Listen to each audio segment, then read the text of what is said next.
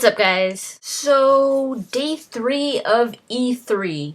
Officially it's day 2, but I'm counting the pre-show as day 1. These are the things that really were highlights for me. Of course I can't watch the whole thing. There's like so many things, so many different people covering different stuff. I try to get a good amount of information here and there, and I always have E3 playing in the background anyways. I saw some more stuff for The Last of Us. Really liking that game, or really liking the look of the game. I said this in a previous video that I was going to buy a PS3 for this game. I've been wanting a PS3 for a long time. I've always wanted to play the Uncharted series. I've always wanted to play Metal Gear Solid. I've always wanted to play God of War, all those awesome PS3 or PlayStation titles. So, The Last of Us was just the cherry on top. I was like, that's it. I gotta buy it. To be honest, I think The Last of Us is one of my most anticipated games for 2013. So far. I've been thinking about it all day. I love the idea. So I'm really curious to know what the relationship is there, how it starts, how it develops. The developers were saying that there are more characters that join in, and that they haven't even shown them. So there's a lot more to it. I really love the feel of the combat system, and not just gameplay, but also the idea of violence in this game, especially having a kid there with you. I believe they said that the girl was 12 years old, but I think she's more mature for her age, I guess, because of the situation that they're going through. Another thing that I found out about today was a project by Nintendo that's called Project Happiness. This is just a temporary name for it. There's not a lot out right now for it. There is a teaser that doesn't show a lot, but what it does show is it looks a lot like Harvest Moon, and the reason is because pretty much the makers of Harvest Moon are making this game. I forgot his name, but the father of Harvest Moon is involved in this game as well, and so is Natsume. So it looks a lot like Harvest Moon, and you all know how big of a Harvest Moon fan I am. And so I'm intrigued, but at the same time it looks kind of weird because it looks like it's being told like a story, more of like a storytelling type of thing, where you form the story. It's not like you're dropped into a storyline and you play it. It's almost like you make the story as you go. You create it, what you want to do. It looks like something like that, like a book, because it has a book. It shows a little bit of what seems to be gameplay. My first thought was this must be for the Wii U. I might be wrong, but just the graphics kind of don't really suggest Wii U. It's the next gen console, so this just almost looked like a DS, an old school handheld Harvest Moon game, like the old Nintendo Harvest Moon games. So I don't know. I'm curious. I'm gonna follow this title to find out more about it. So yeah, that's Project Happiness. If you're curious about that, I'll put the link to the teaser in the description. I saw for the first time some demo stuff, gameplay for the game called Unfinished Swan. It's not the first time I heard about it, but it's the first time I saw it. It looks pretty damn awesome. It looks very unique. You start off with a white screen and you're using like this, I guess like a paintball gun or something like that, and you're shooting black ink all over the place. Whatever it splashes on, you start to see the layout of your environment. So you start saying, oh, okay, it's not just all white. There's a bench over here, and if the black ink splashes where there's a bench, you'll see the form of the bench and the form of the walls where they are to turn and all that. So it looks very interesting, very unique. I'm pretty sure it's independent. It's an independent title. It's going to be available for the PSN, so it looks pretty cool. If you haven't seen anything about it, check it out. Unfinished Swan.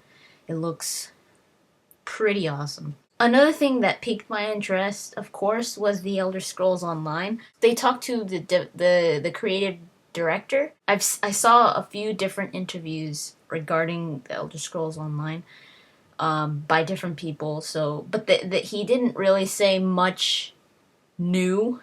It's pretty much, he was talking a lot about the things that were in the article in Game Informer. So if you read that article, he didn't really mention any new stuff. He did confirm a few things that I have written down. If you missed my video that I made regarding the Elder Scrolls Online, I'll put a link in the description for that because I can't put annotations for some damn reason anymore.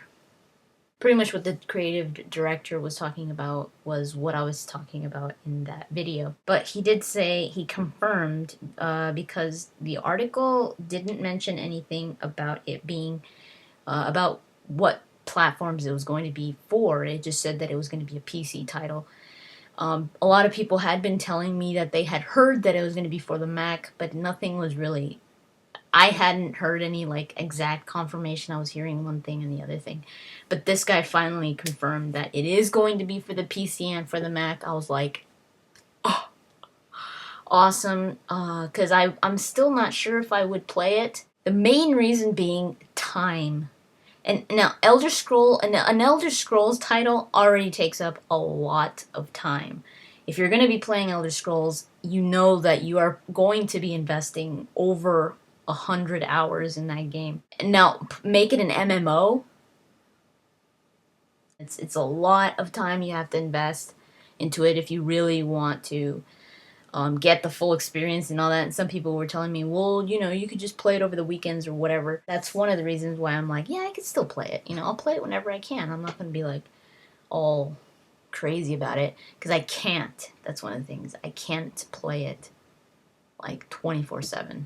I wouldn't be able to play it that much, but it is something that I would really, really love to try because it sounds really cool. It sounds like a different way of approaching an MMO, and then it's Elder Scrolls. I mean, I love the Elder Scrolls, so I'm still on the fence about it. Not because I'm like, oh, this is stupid, I don't think I'd play it. No, it's mostly because of time investment, and I'm not sure if it would be a good idea for me.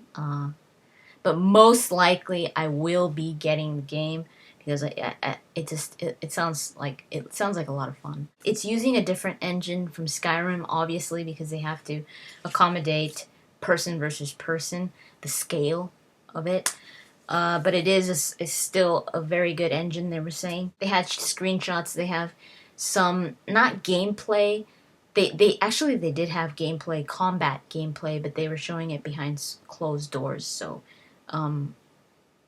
nobody has actually seen that gameplay out in the open. But they were showing like little cams moving around the world, showing some character animations and stuff like that.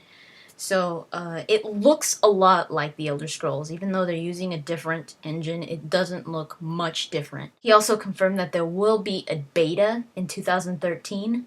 The release is also sometime in 2013. I'm thinking spring, maybe. I don't know. He really wanted to make a point to say that the combat was very active and reactive. It wasn't typical to MMO combat. It was real-time combat, so your character you would react given the enemy's attacks towards you. So if the enemy was going to be swinging a sword at you or something like that, you would react to it by blocking or moving. So you would be reacting to the enemy in real time. And another thing that people have been asking this guy so many times, I watched different interviews, and the one thing that everybody's asking that they made clear in the article was, will there be any dragon mounts? Specifically dragon mounts. And he keeps saying this, and it's said in the article as well, that there will not be any dragons in the Elder Scrolls Online. And the reason is because this takes place 1,000 years before Skyrim. It's a different time period. It's not a time period where dragons were active. So no dragons, according to Elder Scrolls lore. My biggest excitement of today was one of the developers of Skyrim Dawnguard. They talked a lot about it, and they answered a lot of people's questions, and this thing sounds so freaking good. I have to go. I'm actually gonna stop playing Dragon's Dogma and go back to Skyrim. I'm not gonna start playing anything else. I have to go back to Skyrim and just continue playing until Dawnguard, because this looks amazing. Now, you don't have to beat Skyrim in order to play Dawnguard. But here's what the developer was talking about. You can play the DLC two ways. You can either join the Dawnguard, which are a group of vampire hunters, and you get this awesome new crossbow that pretty much kills vampires and stuff like that. Or you could become a vampire lord. And the vampire lord is that crazy vampire. It looks kind of like Dracula when in Bram Stoker's Dracula, the movie, where he turns into this like ugly demon thing with weird wings. He is a powerful spellcaster, so he or she, of course, because the cool thing is the demon lord doesn't always look like that. Now, it has a male model and a female model, so they look different. The one that you see on screen is the male model. I don't think they've shown the female model. I could be wrong, but I haven't seen it. They didn't show it with what I was looking at today. So the vampire lord is a spellcaster. He could summon things, like he could summon a gargoyle, and the gargoyle will fight whatever you want. And it hovers. It doesn't fly, but it hovers. And I believe the guy was saying that it could walk over water and stuff like that. I was like, oh my god. They were trying to compare it to Fallout DLC. They were saying how come this one took longer to come out. And they were saying that this one has a lot to it. It's bigger than any of the Fallout DLCs. And they said that if you fully complete the DLC, to fully complete it, it would be about 10 to 20 hours. I was like, damn, that's pretty good. 20 hours, that's like one game right there.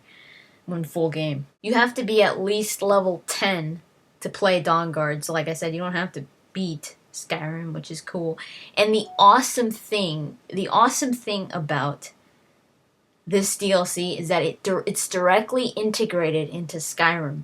So not only did they want to add a different storyline, like a separate DLC to tell a different story, they wanted to add a way for players to play Skyrim differently. So they added a bunch of stuff to this DLC, not only to tell a different story, but to support Skyrim, to extend its lifespan, he said. After you play Dawnguard, if you became the vampire lord, you could play Skyrim as the vampire lord, so you stay the vampire lord.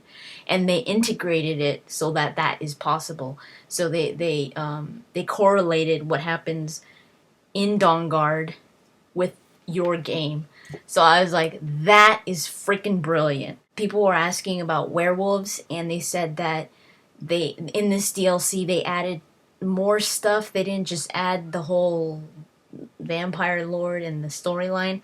They also added some stuff for the werewolves, some new perks for the werewolves, as well as for the vampire. Even though the story doesn't have anything to do with the werewolves, they included the perks for the werewolves, like I said, so that they could be stronger and just have different abilities and stuff like that. The mission is something about blocking the sun. If you take the vampire lord route, if you want to become the vampire lord, it has something to do with blocking the sun, and so that the vampires could pretty much take over and all that, not have to be weakened during the day, because they are weakened. They are weaker during the day, but there are, with the perks that they get, that the vampire lord gets, you become stronger.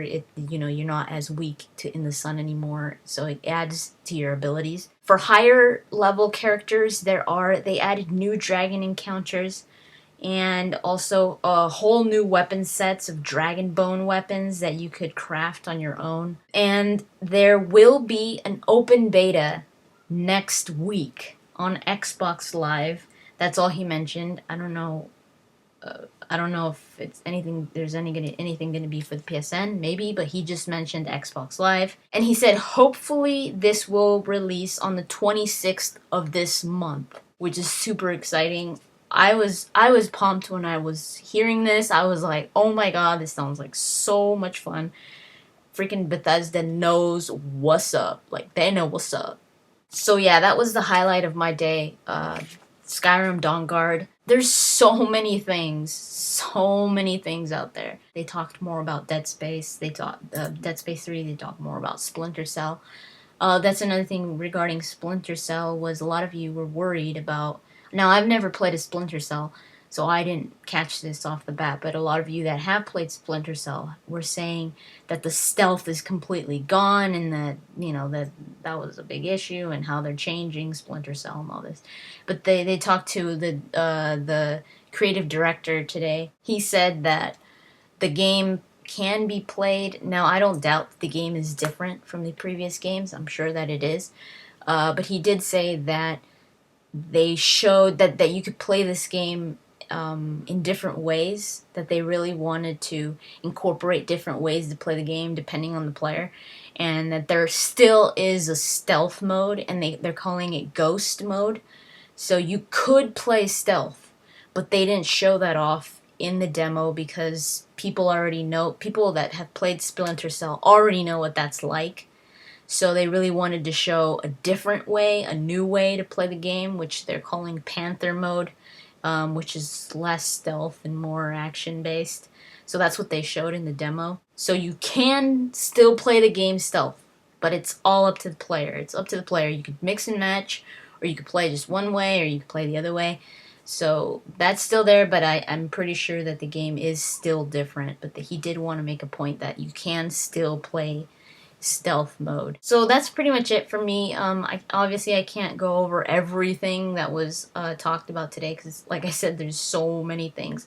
So just tell me in the comments if there's anything that popped out for you today, or what you're looking forward to, or anything regarding what I just talked about. So E3 is almost coming to an end. I will keep doing this, the highlights. I'll do one tomorrow. That's pretty much it. Hopefully you enjoyed that, and I will talk to you guys later.